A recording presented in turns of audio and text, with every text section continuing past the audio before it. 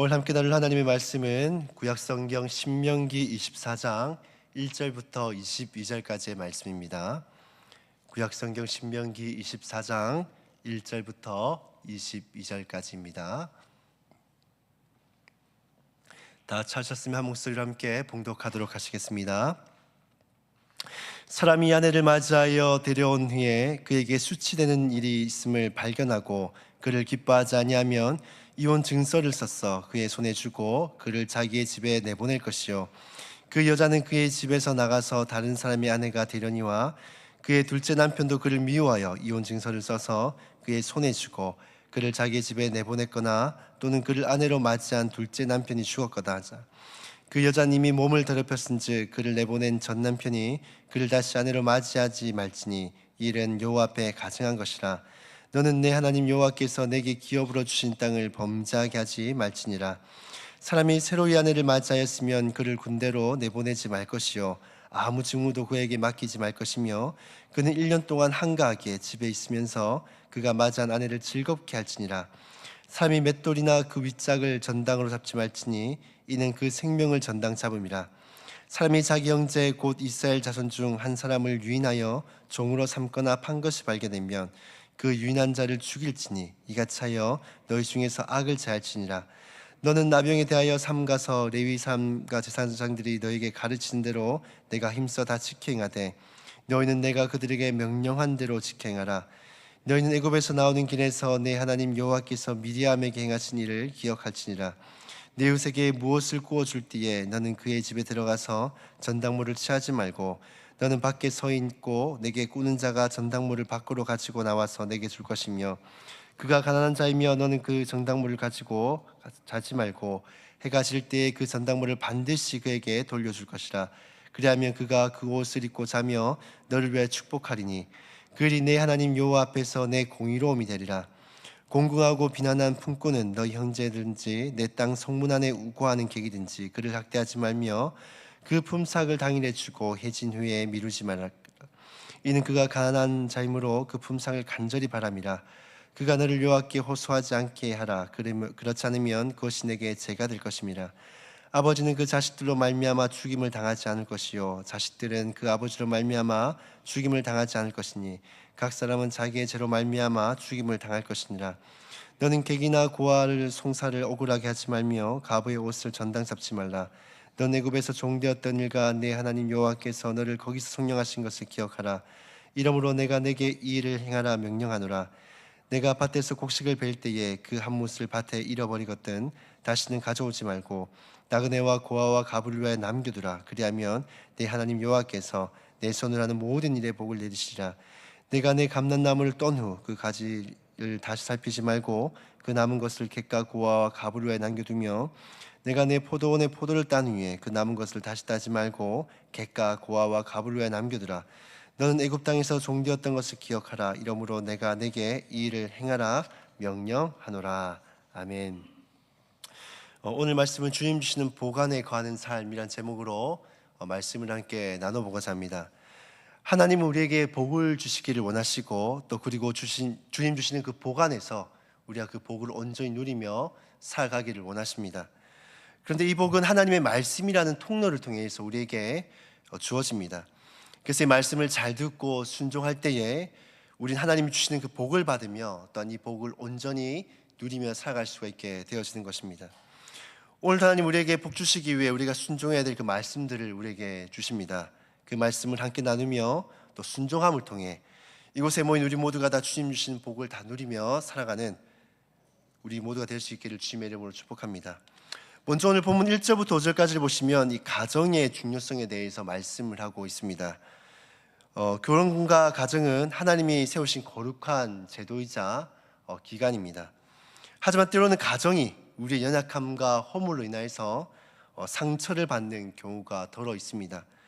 오늘 본문 1절을 보시면 사람이 아내를 맞이하여서 데려온 후에 그에게 수치되는 일이 있음을 발견하고 그를 기뻐하지 아니하면 이혼 증서를 써서 그의 손에 주고 그를 자기 집에 내보낼 것이요 라고 말씀을 합니다. 여기서 수치되는 일이라는 것은 무엇을 말하는지는 명확하진 않습니다. 수치되는 일이라고 되어 있다 보니 우리가 간음으로 착각할 수가 있는데 간음이 아닌 이유는 간음은 이혼에 해당되는 제약이 아니라 죽음에 이르는 제약이기 때문에 간음이 아니라는 것을 알 수가 있습니다. 이 본문에 수치된 일이라는 것을 원어를 보면 불합한 것이란 뜻을 가지고 있는데, 이것은 거룩한 것과 반대되는 개념이므로 아마도 이 수치스러운 일이라는 것은 율법에 규정되어져 있는 이 부정하다라고 규정된 조항 중에 어떤 하나를 아마 범했던지, 아니면 천박한 노출이나 여성으로서 정숙하지 못한 태도를 보인 것을 아마 뜻하는 것이 아닌가라고 해석이 되어집니다. 여튼 여성의 이러한 행동은 이혼까지 가능할 정도로 매우 부적절한 행위를 여성이 범했다는 것을 알 수가 있습니다. 결혼한 가정이 이처럼 가정이 깨어질 정도의 잘못을 범해서는 결단코 안 됩니다. 오늘 본문 여성의 잘못에 대해서 말씀을 하지만은 남성 역시도 이 결혼이 깨어지지 아니하도록 이 부부간에 굉장히 부단히 많은 노력들을 해야 합니다. 사람들은 결혼하고 나면 희한하게 돌변을 합니다. 결혼 전에는 그렇게 잘해주고 배려하고 그렇게 하지만은 결혼하고 나면은 마치 자기 것이 되었다라고 생각해서 그런가 연애할 때처럼 배려해주고 더 아껴주고 또 양보하거나 이전처럼 더 사랑해주지 않습니다. 그러다 보니 결혼한 부부가 서로를 향해 상상하는 말이 있죠. 결혼하고 나면 변했다라고 얘기합니다. 근데 그 변했다는 의미가 무엇입니까? 이 좋은 의미에서 변했다는 것이 아니라 안 좋은 의미에서 변했다라고 하는 것이죠. 하나님은 가정을 통해서 우리에게 많은 복을 주십니다. 이 사랑의 열매인 자녀도 주시고 또 서로의 연약함을 돌아볼 수 있게 하시고 또 가정 안에서 쉼과 만족과 안식을 누릴 수 있도록 우리의 그러한 복을 가정을 통해 허락해 주십니다. 그렇게 하나님은 가정을 소중하게 여기고 이것을 지키기를 원하십니다. 본문 5절을 보면 이제 갓 결혼한 신혼부부가 있다면 그 집의 남자는 1년 동안 궁대에 진집하지 말라라고 말씀합니다. 이는 그만큼 결혼한 가정을 서로 지키고 돌아보도록 서로 부단히 노력하라는 뜻입니다. 우리가 결혼 전에는 마음으로 뜨겁게 사랑을 했다라고 한다면 결혼 후에는 의지적으로 사랑해야 된다는 말이 있습니다. 이 말은 결혼 이후에 서로 사랑하기 위해서 더 의지적으로 노력해야 된다는 것이죠. 오늘날 많은 사람들이 결혼을 쉽게 생각하고 또한 쉽게 이혼을 합니다. 연예인을 비롯해서 대부분의 사람들이 이혼하는 사유를 물어보면 이렇게 답합니다. 성격 차이. 성격 차이라는 것은 이것이 이혼에 해당하는 사유가 될 수 없는 것이, 우리가 결혼하기 이전에는 연애를 하다 보면 서로 이렇게 맞춰주기 위해서 이 성격이 다른 사람들이 이 서로를 맞춰주다 보니까 나하고 잘 맞는갑다, 성격이 잘 맞는갑다 생각하지만 실제로는 자란 배경도 다르고 성격도 다르고 성별도 다르고 이미 성격이 다른 사람이 만나 결혼을 하는 것입니다. 그렇기 때문에 이 성격 차이라는 것을 어찌 보면 당연히 오는 것이죠. 하지만 결혼은 그 다른 성격, 다른 배경, 다른 성별, 이것을 이제 부부가 되어져서 하나로서 맞춰가는 것이지, 이것이 성격 차이가 있다 그래서 이혼할 만한 해당 사유가 되지 않는다라는 것입니다. 오늘 본 말씀은 어찌 보면 이혼을 장려하는 말씀처럼 보일 수 있지만은 오히려 이혼을 하지 않도록 이 결혼을 한 가정들이 이 가정이 깨어지지 않도록 깨뜨릴 만한 이 제약들을 서로 간에 범하지 말라는 뜻입니다. 그리고 성격 차이라는 것은 당연한 것이기에 결혼하고 나면 이제는 그 상을 더 키워나가고 유지하기 위해서 서로 부단하게 의지적으로 노력해야 한다는 것입니다. 사랑하는 성도 여러분, 가정은 하나님이 주신 최고의 축복입니다. 그리고 그 가정을 통해 하나님은 복을 내려주십니다. 그러므로 주어진 가정을 소중히 여기시고 서로 사랑하기 위해서 의지적으로 부단히 노력하시고 또 가정을 깨뜨릴 만한 언행들을 조심하셔서 하나님이 주신 가정을 거룩하고 아름답게 잘 읽어나가시고 그 안에 주님 주신 축복을 마음껏 누리는 저와 여러분들이 다 될 수 있기를 주님의 이름으로 축복합니다. 이 두 번째로는 이 긍휼을 베푸는 삶에 대해서 우리에게 말씀을 하고 있습니다. 6절 말씀에 보면 이 사람이 맷돌이나 그 윗짝을 전당 잡지 말지니 이는 그 생명을 정당 잡음이라 말씀합니다. 이 맷돌은 고대 근동사회에서 집집마다 구비되어 있을 정도로 이 생존에 대한 필수품이었습니다.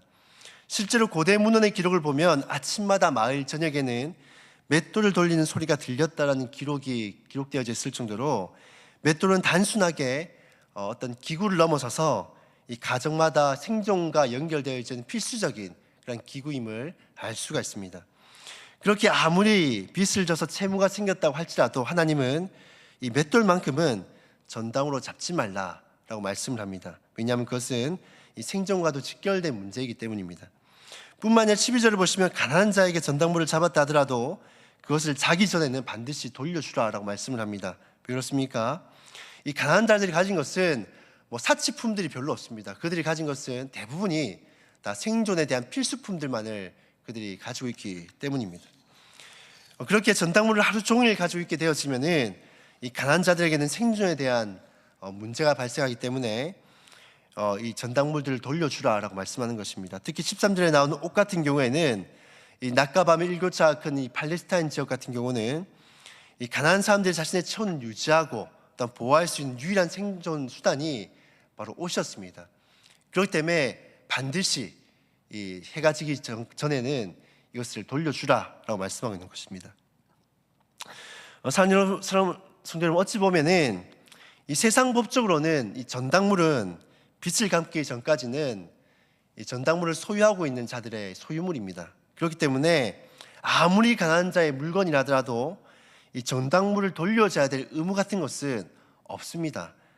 하지만 그럼에도 불구하고 하나님은 가난한 자들에 대한 이 긍휼을 베푸는 삶을 살라라고 우리에게 말씀하고 있습니다. 왜 그렇습니까?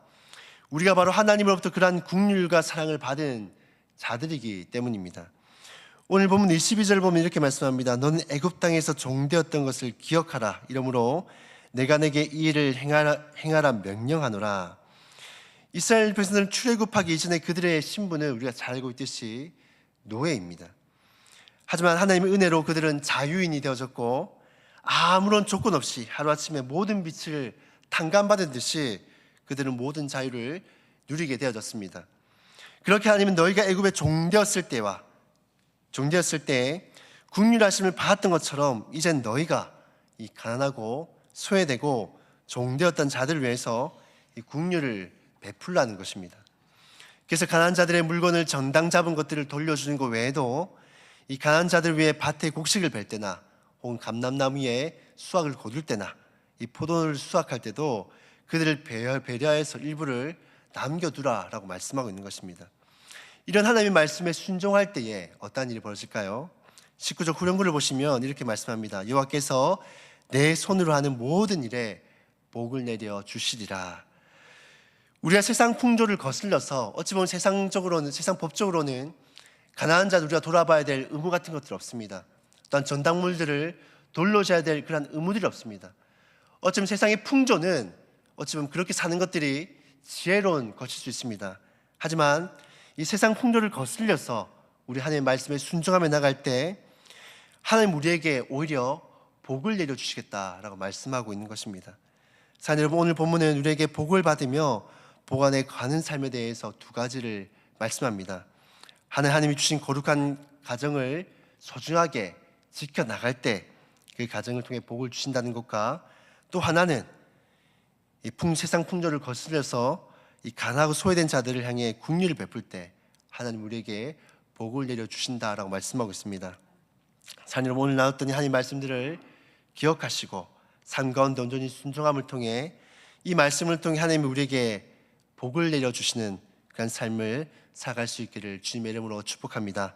우리가 말씀 함께 기억하시면서 기도하며 나아갔으면 좋겠습니다. 첫 번째로는 가정을 거룩하고 아름답게 지켜서 이 가정을 통한 하나님이 주시는 그 복들을 온전히 누리는 우리 세강교회 우리 모든 권속들이 될 수 있도록 은혜를 내려주시옵소서. 두 번째로는 우리가 가난하고 소외된 자들을 향해서 긍휼을 베푸는 삶을 살아갈 수 있게 도와주시옵소서. 그래서 이것을 통해 우리 모든 성도들이 복을 받는 그런 삶을 살아갈 수 있게 도와주시옵소서. 그리고 우리 담임 목사님의 영육의 강건함을 위해서 기도해 주시고 주어진 제목대로 기도하신 후에 개인의 제목으로 같이 기도하시고 돌아가도록 하시겠습니다. 기도하시겠습니다.